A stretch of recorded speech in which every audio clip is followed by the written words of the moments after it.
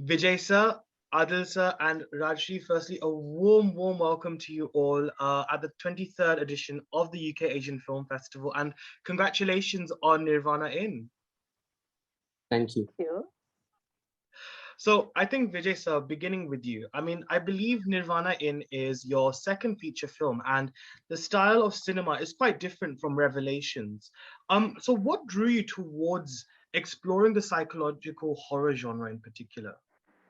Well, it didn't start with the genre, if I have to say. It started off as a story about a person who's suffering from guilt. And guilt as a theme is something which I've already explored in my first film also. And I wanted to explore that in a different way, from a different context. And I just stumbled upon this news report that, you know, about a flight crash that happened in Germany a few years back, and about how a pilot with suicidal thoughts just crashed a flight and created this devastation, and started off from there. And the idea was to make a film about guilt, and I thought maybe psychological horror would be a good platform. I noticed this scene in particular where I think Leela is lying on the floor and there's literally the Shining DVD case literally right next to her. So given that Nirvana in also in a way like The Shining has quite a few allegoric references which contribute towards the horror narrative generally, to what extent was The Shining an inspiration for you, if at all? Shining was a big influence because I'm not a big fan of horror actually. And Shining is one of the very few psychological horror films that I really love. And Shining, of course, is not a conventional horror film. You know that. No, it's more of a psychological horror, and the influence was not supposed to be explicit. It was more supposed to be under the carpet and all of that. So yeah, so it was a big inspiration, definitely. Yeah. I love the use of symbolism in Nirvana. I found it very fascinating, especially with the way you used a traditional dance form like Bhauna dance, and it's almost presented to be like an instrumental character in many ways. So, what was the intention of yours to show the dance form as such, and how successful do you think you've been in achieving that? See, see, the film is more of a character study. It's not a plot-driven film. It's more of a character-driven film about this person who's suffering from guilt. And I wanted the background of this character to be, little fascinating. So, so he was a dancer, comes from this small town, and he was suffering from this extreme guilt. And so, actually, the story has not explored the background of this character. You only see tidbits, if I can say. You just see flashes of this character and this background. But yes, making him a dancer was made that character fascinating. And once he became a dancer, once this character was written as a dancer, then obviously the elements that we brought in, they had something more to the film, like like the mask. Of course, Bhauna. Of course, I was introduced to Bhauna by Adil sir. Right. Because, he was the one who introduced me because I'm from Chennai, and honestly speaking, I didn't have any idea about this art form before. When I started searching about the dance form, the first image that got my attention was this mask, the demon mask, and it really lended itself beautifully into the narrative palette of this film. The character and the background, so we could really play a lot with that. So it all became very organic. It was not something intentional, but while we were researching for the film to bring in all these elements, because at the end of the day, we have to make these things, we have to make it interesting. It's a character study, and we have to make these things interesting. You have to have these extra elements to bring some uniqueness to the film. And at some level, the film is also a folk horror, Yeah, kind of. exactly. So obviously those folk elements, coming into the film and playing an important role in the character and its background and its psyche, it all added something to the film and the narrative. So, Rajshri, Yeah. I'll quickly come on to you then. So thematically, you play, illusions that kind of, I guess, uh, entice the main character into an abyss of mystery as he's discovering himself throughout the process of the film. So playing such enigmatic roles, which is rather dark. I mean, how difficult is it for you as an actor to get into the skin of such characters? I was trying to find Mohini in the beginning because, as an actor, we normally kind of find background for that character, right? To Yeah. like maybe portray it properly. So initially, of course, as I said,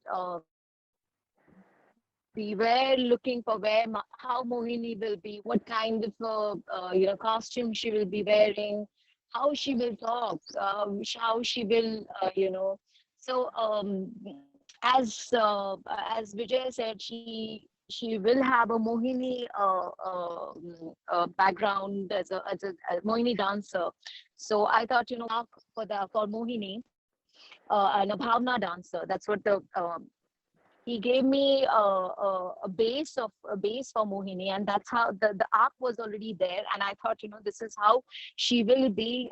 She will have that a little sing song kind of a thing. She will have a little, her expressions, the way she will talk, the way she will behave, will have her facial structure. But internally, there are a lot of things have happened with Mohini and with Adil's character. So just trying to portray. There is so much going on in the film, and Yeah. as Vijay, written it in like a psychologically. There's so much going on with each of characters. I think with Leela, with Mohini, with Adil's character, and even with other people, there is so much has happened in the background, and everything is like the karma is just in front of you, and everyone is actually facing each other's karma somewhere. Mm. So yeah, so I think, and with day by day, we were kind of exploring our character more and more. Wonderful, wonderful. Well, thank you so much once again for sharing that with us as well. Um, I think Adil sir, I wanted to actually come on to you actually, if that's okay. I mean, you played a role that is conflicted between sin and guilt with a very strong Assamese connection. So I'm sure it must be quite close to your heart as well and quite close to you. What was the greatest reference point for you in playing such a layered and grey character? Well, a lot of it is been given by Vijay, the way he has written the script, as Rajshri very rightly pointed out. And when a script is written very well and very, how do you call it? Very well Okay. woven in terms of where what happened before, and then the journey after this tragic event, after he survives and the rest of the people die. I think the my there is an Indian way of looking at character, as Vijay had already said, is a character study. So the Indian way of looking at a character is to sort of detect the predominant state of being. We call them in India, we call it sthai bhava, means predominant. Sthai means permanent, but I would say in English, proper translation would be the predominant state of being, and that Wow. was guilt, and that was regret, deep regret, and deep guilt, and trying to run away from what he has done. So that was my driving force constantly, and running away from the place of event where it has happened, and running away to escape what he has done. But as we realize, watching the movie, as you have seen, that he could not run away. So my the thread that I tried to sort of catch hold of and try to sort of with a tweezer, pull it out, was the guilt within me as a person. Wow. uh, do I suffer from guilt? I generally don't suffer from any guilt consciously, but probably unconsciously there are so many things that which I don't know. But as an actor, uh, as the tool is the body, itself. The instrument is the body itself, and body means everything which is housed by the body, which is your mind, subconscious, unconscious, whatever Freudian or Indian names you can give karma. So I try to stick to that guilt, and it's a constant state of guilt that he suffers from. And then when he sees the characters who are supposed to be dead are appearing in his vicinity wherever he was in the resort, there it's is it true, is it real, is it in his mind, is it, so my because it is very difficult to play something which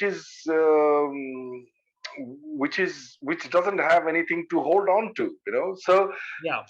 that's why I'm saying that Vijay has put it in such a wonderfully creatively and cleverly as well, all these, that it is there, that the characters are there, they are actually coming in on the screen and you can see them. And then if I see someone who is supposed to be dead, what will happen to me? So it is not very difficult then to play. I mean, it is always difficult to be convincing and credible, and the degree of credibility is always a challenge for any actor to play any role for that matter.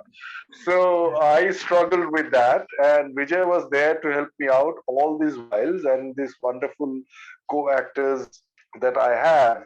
Rajshri is a phenomenal actor, and I was there all throughout, and so it was a team effort, and probably we passed the exam. I don't know, with high flying colors or whatever.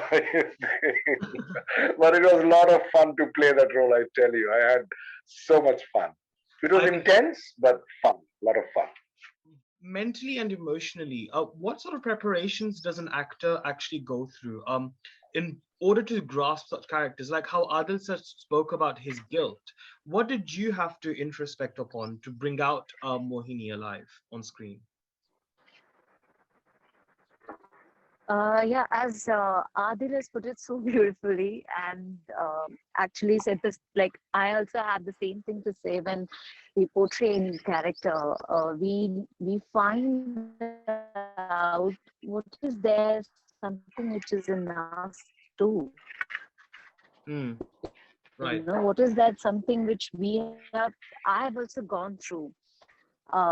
So I do retrospect and I do find those kind of similarities, because most of the characters we play on screen, we do have certain things. It's not necessary that everything is part of Mohini. Mohini is part of Rajshri somewhere, and I when I work on things, I try and find.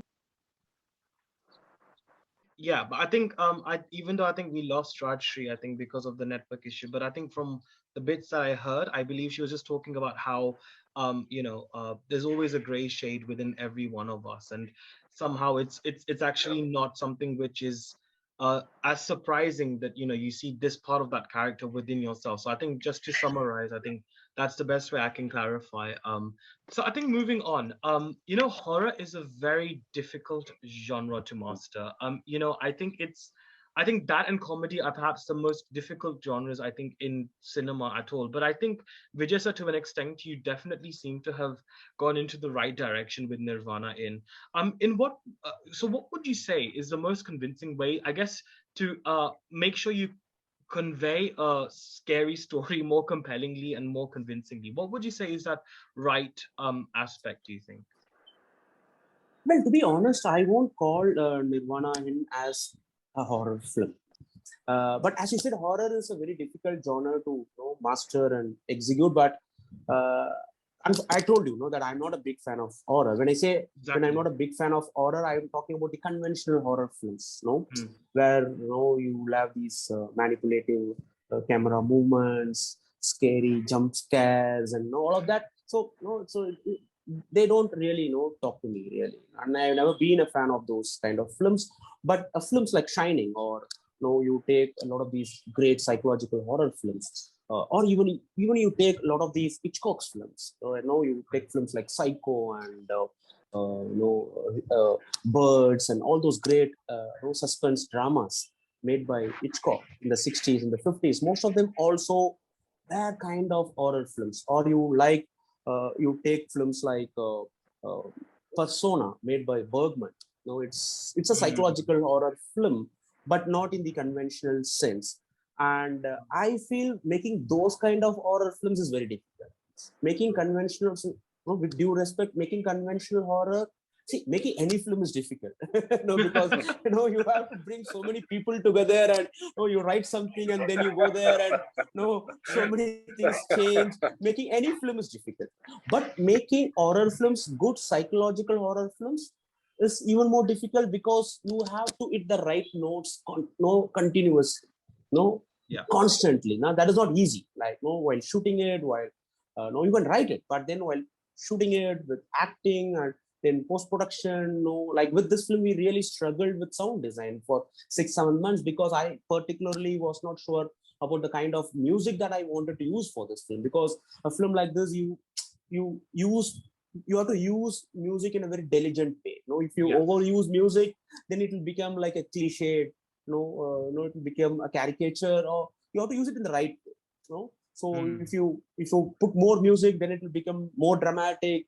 If you don't put music, then it will not convey the kind of things that you wanted to say. The essence will get diluted. So it's very difficult. So making a good psychological horror film is very difficult. But as I said, Shining and all those great Hitchcock films, they have done it.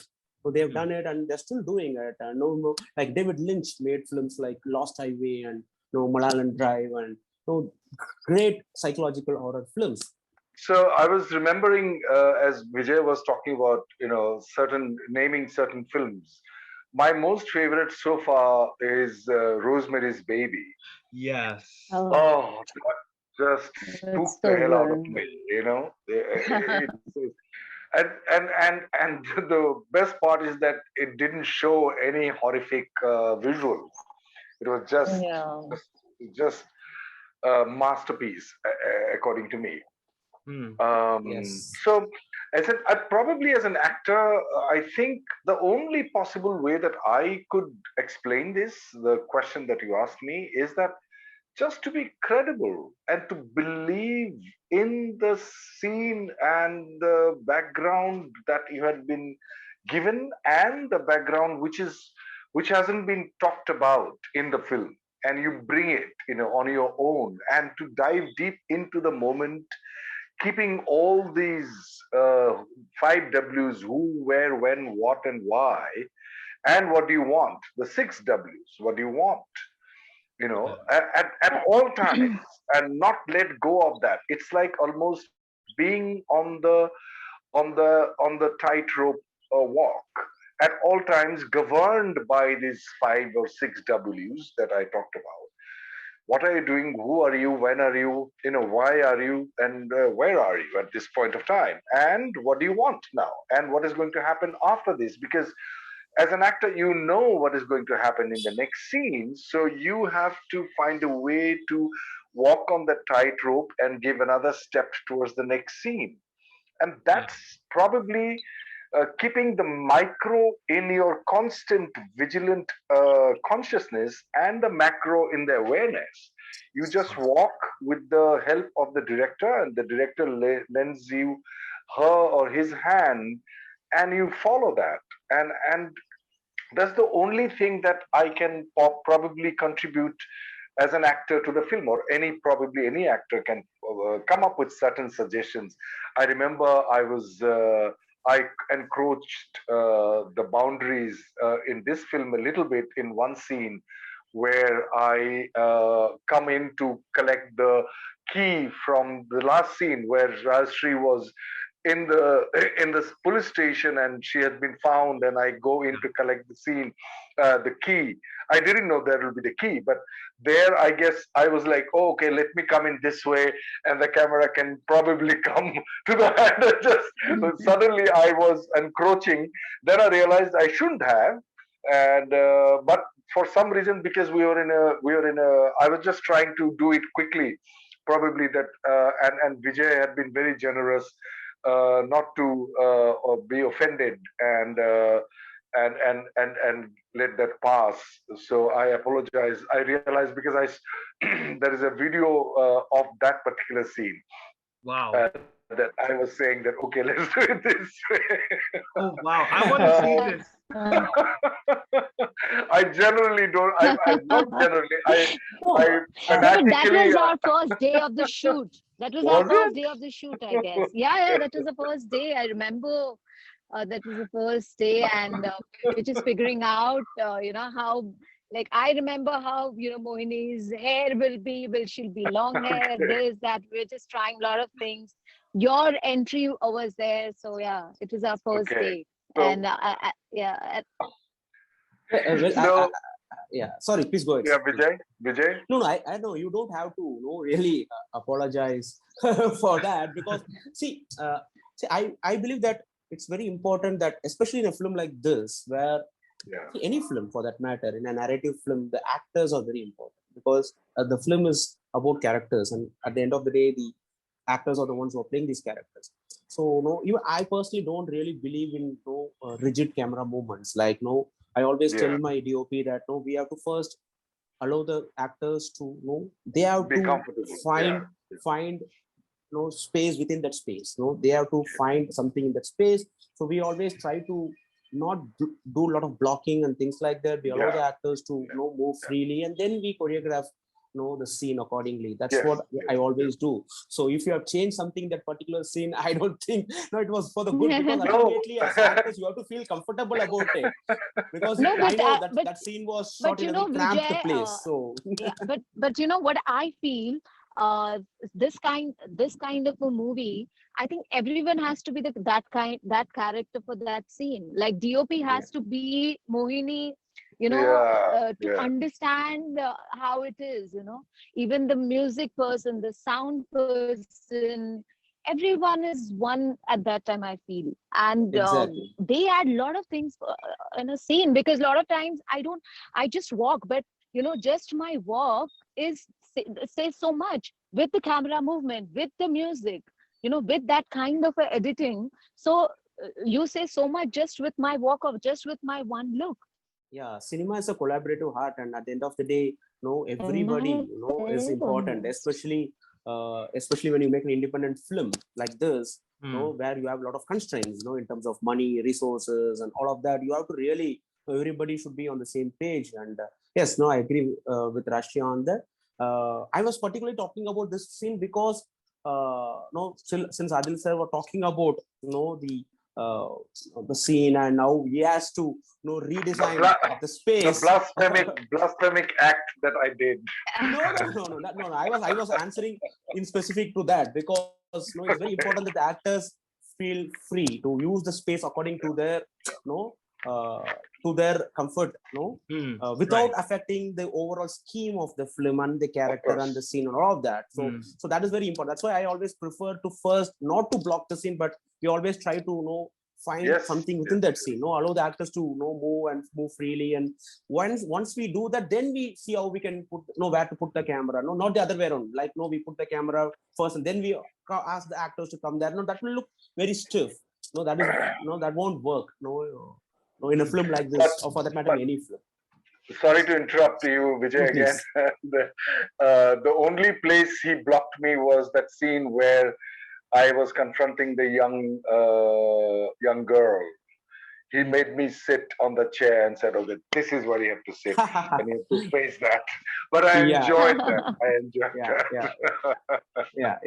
yeah. In what way do you think Nirvana Inn can actually pave the way for more compelling, more sensitive, and more uh, intriguing psychological horror films henceforth? Vijay sir, we'll begin with you for this one. Oh my God.